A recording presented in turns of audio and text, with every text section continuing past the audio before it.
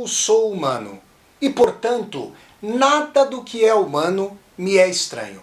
Assim falava o poeta e dramaturgo romano Terêncio, e assim falo eu, Flávio Ricardo Vassoler, escritor, professor e youtuber. E hoje, em mais um vídeo de leitura literária aqui do meu canal do YouTube, Flávio Ricardo Vassoler, eu trago para vocês a leitura de fragmentos da obra As Estrelas Descem à Terra, do filósofo judeu nascido na Alemanha, Theodor Adorno, nome maior e fundamental da assim chamada teoria crítica da sociedade, a também chamada Escola de Frankfurt. Sem mais então, passemos a palavra a Theodor Adorno em As Estrelas Descem à Terra, a coluna de astrologia do Los Angeles Times, um estudo sobre superstição secundária. Vamos lá então, pessoal.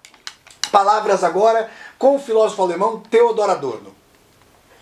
O conjunto de estudos ao qual pertence a análise do conteúdo da coluna de astrologia do Los Angeles Times tem como objetivo a investigação da natureza e das motivações de alguns fenômenos sociais de larga escala que envolvem uma série de elementos irracionais peculiarmente misturados àquilo que poderia ser chamado de pseudo-racionalidade. Desde já algum tempo, vem se tornando evidentes em todo o mundo diversos movimentos de massa nos quais as pessoas parecem agir contra seus próprios interesses racionais de autoconservação e busca da felicidade. Seria um engano, entretanto, dizer que tais fenômenos de massa são simplesmente irracionais, ou vê-los como completamente desconectados dos objetivos do ego individual e coletivo.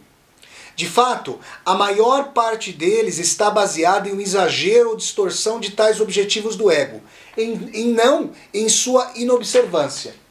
Eles funcionam como se a racionalidade de automanutenção do corpo político tivesse crescido de forma maligna e ameaçando, com isso, destruir o organismo.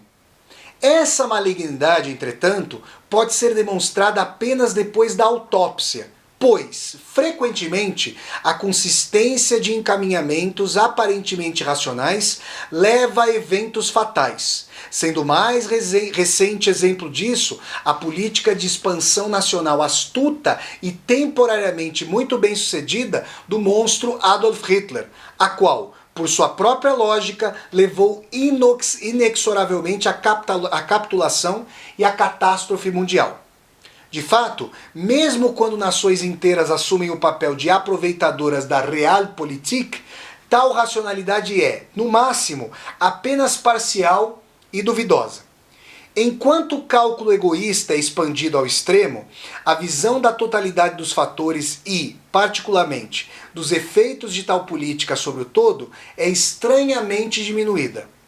A perspicácia excessivamente concentrada no interesse próprio resulta na deterioração da capacidade de enxergar além dele, o que resulta em prejuízo para o interesse próprio. A irracionalidade não é necessariamente uma força que opera em uma esfera externa à racionalidade. Ela pode resultar do transtorno de processos racionais de autoconservação. Este é o padrão de interação entre forças racionais e irracionais que opera nos movimentos de massa modernos, sobre os quais nossos estudos esperam lançar alguma luz. O perigo não é, conforme certas teorias gostariam que fosse, a de Brickner, por exemplo, exposta no seu Is Germany Incurable? Será que a Alemanha é incurável? Uma doença especificamente alemã. A paranoia coletiva de uma nação em particular, mas parece estar ligado a condições sociais e culturais mais universais. Uma das contribuições mais importantes nesse sentido, que pode ser avançada pela psiquiatria e por uma sociologia psicanaliticamente orientada, é revelar certos mecanismos que não podem ser apreendidos de modo adequado, nem exclusivamente em termos do que é sensato, nem em termos do que é ilusório. Tal investigação aponta distintamente para fundamentos ligados a certas disposições subjetivas, os quais, entretanto, não podem ser explicados inteiramente em bases psicológicas. Às vezes, está nitidamente envolvida a estrutura psicótica de caráter, embora isso não ocorra sempre. Em vista da pressuposição da suscetibilidade psicológica, pode-se assumir que aqueles mecanismos não se manifestam apenas na esfera da política, a qual, ao menos superficialmente, está conectada com a realidade, mas podem ser igualmente estudados em outras áreas sociais, talvez até com maior sucesso, embora o fator de realidade esteja raramente ausente, mesmo das modas que de alguma forma se orgulham da própria irracionalidade. Uma abordagem desse tipo é menos prejudicada por racionalizações que, no campo da política, são difíceis de pôr de lado, e, ademais, excluem da discussão certos tabus e cânones de comportamento. Mas, acima de tudo, ela torna possível analisar a estrutura interna de tais movimentos em uma escala reduzida, como que em um tubo de ensaio, em um momento em que sua manifestação ainda não tem uma forma tão diretamente ameaçadora a ponto de não permitir uma pesquisa objetiva e distanciada. Assim, pode-se evitar parcialmente o perigo de uma teoria ex post facto. É nesse espírito que empreendemos o estudo da astrologia, e não porque superestimamos sua importância como um fenômeno social per si, ainda que este seu efeito seja nefasto, sob diversos aspectos. A natureza específica do nosso estudo não é uma psicanálise direta do oculto, do tipo iniciado pelo famoso ensaio de Freud, das Unheimliche, o estranho, e desenvolvido por numerosos esforços científicos, agora reunidos pelo Dr. Devereux em Psychoanalysis and the Occult, Psicanálise e Oculto. Não queremos examinar experiências ocultas ou crenças supersticiosas individuais de qualquer tipo como expressões do inconsciente. Na verdade, o oculto como tal possui apenas uma função marginal em sistemas como o da astrologia organizada. Sua esfera tem muito pouco em comum com aquela do espiritualista que vê e ouve fantasmas, ou com a telepatia. Em analogia com a diferenciação sociológica dos grupos primários e secundários, podemos definir nossa área de interesse como a da superstição secundária. Com isso, queremos dizer que a experiência primária do indivíduo com o oculto, qualquer que seja seu significado psicológico e as raízes de sua validade, raramente, ou talvez nunca, entra nos fenômenos sociais aos quais dedicamos nossa atenção. Ao contrário, o oculto aparece aqui institucionalizado, objetivado e amplamente socializado. Assim como nas comunidades secundárias, as pessoas não mais vivem juntas e tampouco conhecem a si mesmas diretamente, mas relacionam-se umas com as outras mediante processos sociais intermediários objetivados, por exemplo, a troca de mercadorias. Também as pessoas que respondem ao estímulo que investigamos aqui parecem de alguma forma alienadas da experiência na qual poderiam afirmar que suas decisões estão baseadas. A participação nessa experiência se dá, em grande parte, por meio da mediação de revistas e jornais, visto que o aconselhamento de astrólogos profissionais é muito caro e frequentemente tais informações são aceitas como fontes de orientação confiáveis, sem que a crença seja amparada por qualquer suporte pessoal. O tipo de pessoa relevante para nosso estudo toma a astrologia como algo certo, da mesma forma que a psiquiatria, os concertos sinfônicos ou os partidos políticos. A astrologia é aceita porque existe, sem muita reflexão, bastando unicamente que as exigências psicológicas do indivíduo correspondam de algum modo àquilo que é oferecido. A justificativa do sistema não interessa.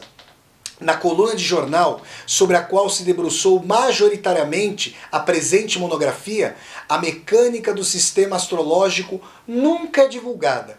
Aos leitores são apresentados apenas os pretensos resultados do raciocínio astrológico, do qual eles não participam ativamente. Essa alienação da experiência, certa aura de abstração que envolve todo o reino do oculto comercializado, pode muito bem existir simultaneamente a um substrato de descrença e ceticismo, a suspeita de falsidade tão profundamente associada com a irracionalidade moderna da diversão e do entretenimento.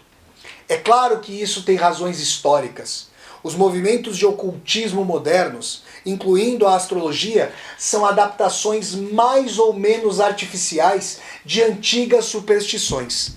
E o fato de que a suscetibilidade a tais crenças ressuscitadas sobreviva, ainda que elas permaneçam basicamente discordantes com o estado universal de esclarecimento, deve-se a certas condições sociais e psicológicas. A ausência de uma seriedade fundamental que, diga-se de passagem, de forma alguma torna tais fenômenos menos sérios no que diz respeito às suas implicações sociais, é um traço tão característico de nosso tempo quanto a difusão do ocultismo secundário per si. Pode-se objetar que a leitura organizada do destino tem, desde tempos imemoriais, o caráter de uma superstição secundária.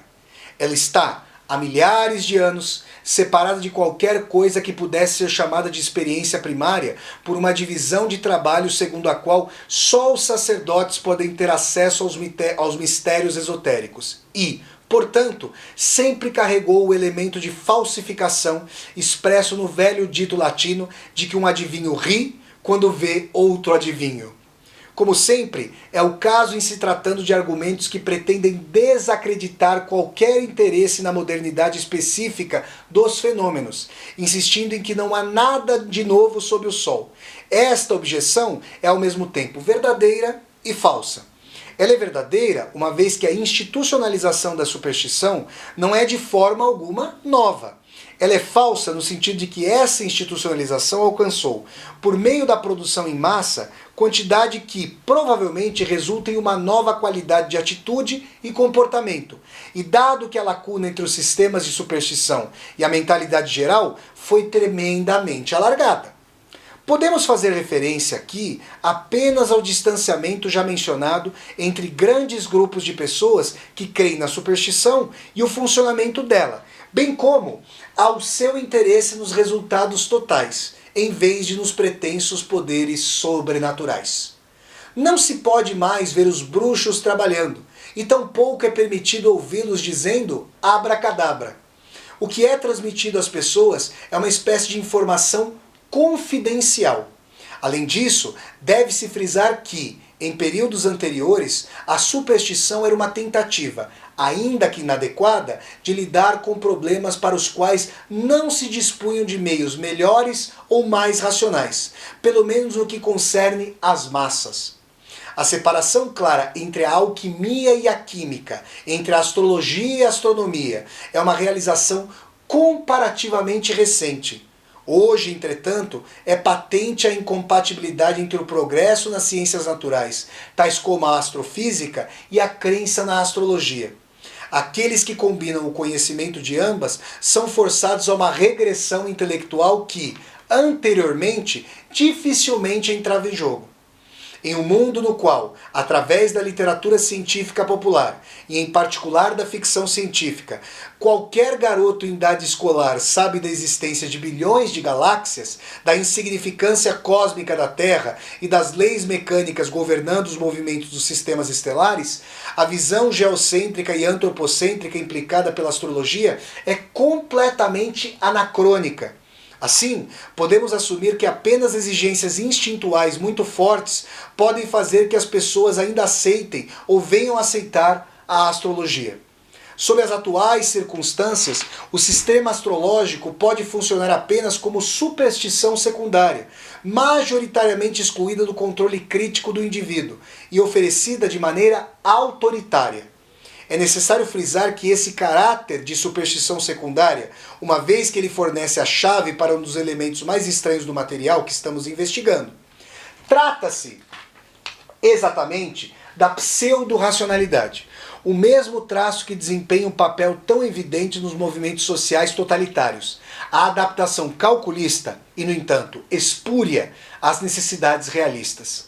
Novamente, pode-se dizer que, talvez, tais características tenham marcado a adivinhação do futuro desde tempos imemoriais. Sempre se quis apreender por meio de sinais ocultos o que se deveria esperar ou fazer. De fato, a superstição é, em grande parte, o resíduo de práticas mágicas animistas pelas quais a humanidade de outrora tentava influenciar ou controlar o curso das coisas. Mas a sobriedade, ou melhor, o superrealismo, overrealism, de nosso material, em contraste com qualquer elemento que pudesse ser remotamente reminiscente do sobrenatural, parece ser uma das suas características mais paradoxais e provocantes. O próprio superrealismo pode ser, em certo sentido, irracional, como ocorre com o hiperdesenvolvimento autodestrutivo do interesse próprio que indicamos anteriormente. Além disso, será provado no curso de nossos estudos que a irracionalidade astrológica encontra-se reduzida, em grande parte, a uma característica puramente formal, a autoridade abstrata. Nosso interesse na superstição secundária naturalmente impõe que nos concentremos menos nas explicações psicológicas das tendências individuais ao oculto do que na configuração total da personalidade daqueles que são suscetíveis a esses estímulos tão difundidos. De modo a abordar esse problema, será necessário empregar categorias psiquiátricas e sociopsicológicas. Em vista do entrelaçamento de elementos racionais e irracionais, estamos principalmente interessados nas mensagens, diretas ou indiretas, transmitidas pelo material aos seus consumidores.